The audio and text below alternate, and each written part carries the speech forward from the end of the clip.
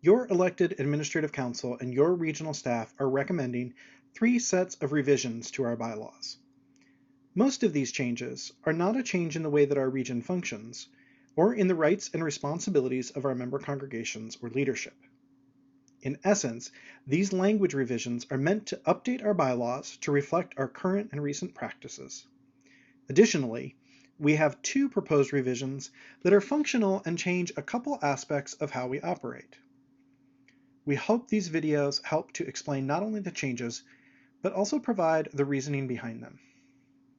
Let's talk briefly about each one. Our first set of revisions are related to the assembly, or the gathered regional church.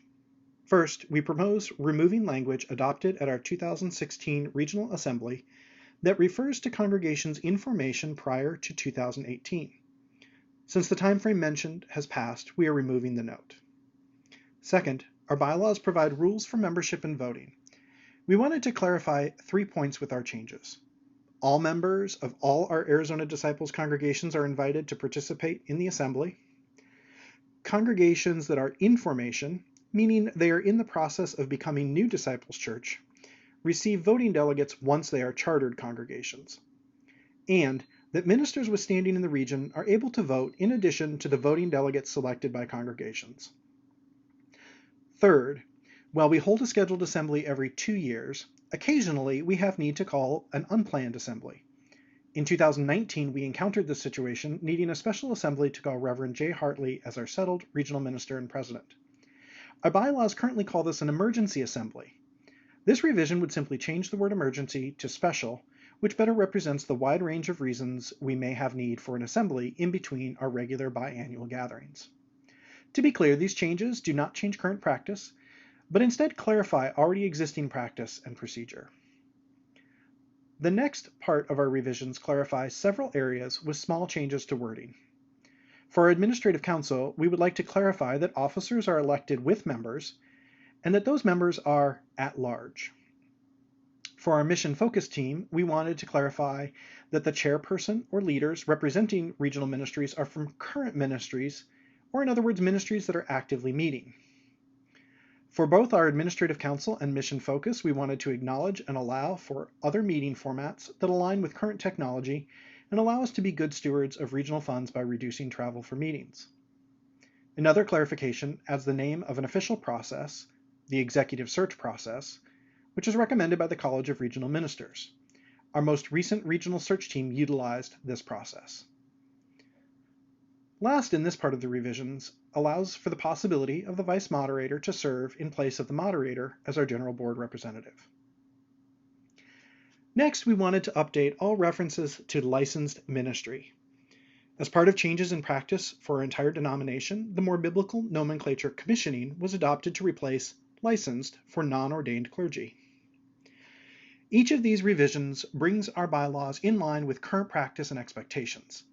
Again, just to clarify, these revisions do not change function within the region, only our official language expressed through our bylaws.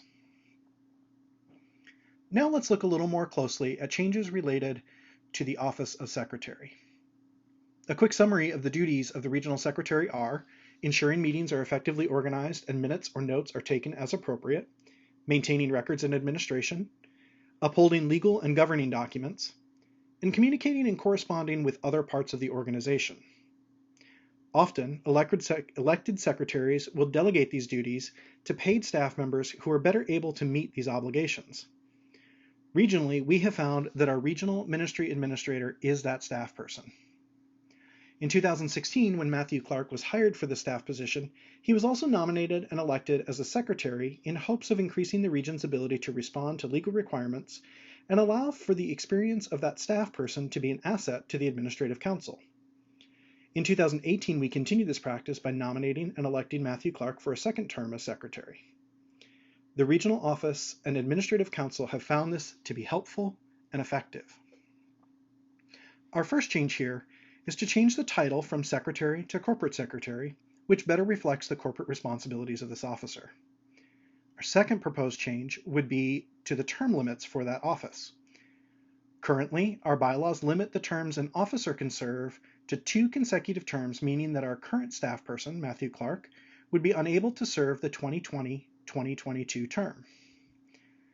The proposal is to add an exemption to term limits for the corporate secretary position. This exception would only apply if both of the following two conditions are met.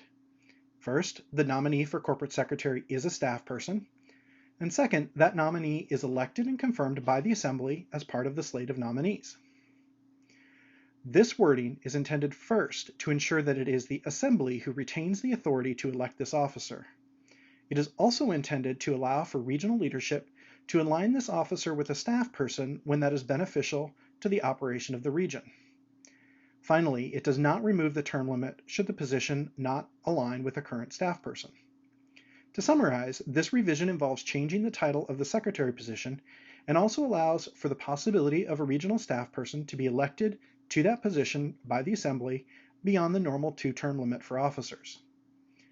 It is important to note that this change was initially proposed in 2016 and was approved for the Assembly by the Administrative Council prior to Matthew Clark being hired as the current Regional Ministry Administrator. Our final set of revisions involves the official creation of a staff relations team. Let's look briefly at the roles and responsibilities of a staff relations team. This team works collaboratively with the regional minister and president and is charged with assisting them in screening and interviewing regional staff applicants, resolving personnel issues, and reviewing annual staff evaluations. Additionally, the staff relations team would conduct a regular review of the regional minister and president. An analog in many of your congregations would be a personnel team or a pastoral relations committee. In the proposed changes, this team would work both with the Administrative Council, the body responsible for the fiscal and legal matters of the region, and the Mission Focus team, the body responsible for the visioning and directing the mission of the region. In practical terms, this might mean that they consult with the Administrative Council when considering staff pay changes, or receiving direction from Mission Focus when creating new staff positions for the region. To make this collaboration easier, the team would consist of 2 members of the elected Administrative Council and 2 members of the elected Mission Focus team. While we have operated with the staff relations team, this bylaw revision officially designates their roles and responsibilities within the region. We hope these summaries have helped you better understand the revisions our Administrative Council and regional staff are recommending for your approval at our Assembly.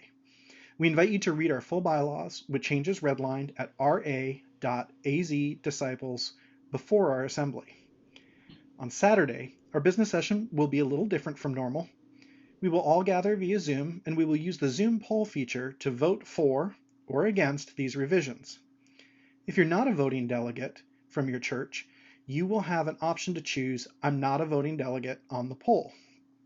While normally we would have a time to hear any arguments for or against the measure, we are asking that these comments be made by email sent to region@azdisciples.org by no later than this Thursday, November 5th at 5 p.m. These comments will be summarized to the gathered assembly by our moderator, Jim Barton, prior to voting. Again, if you would like to submit a statement for or against any of these changes, please email them to region@azdisciples.org no later than Thursday, November 5th at 5 p.m.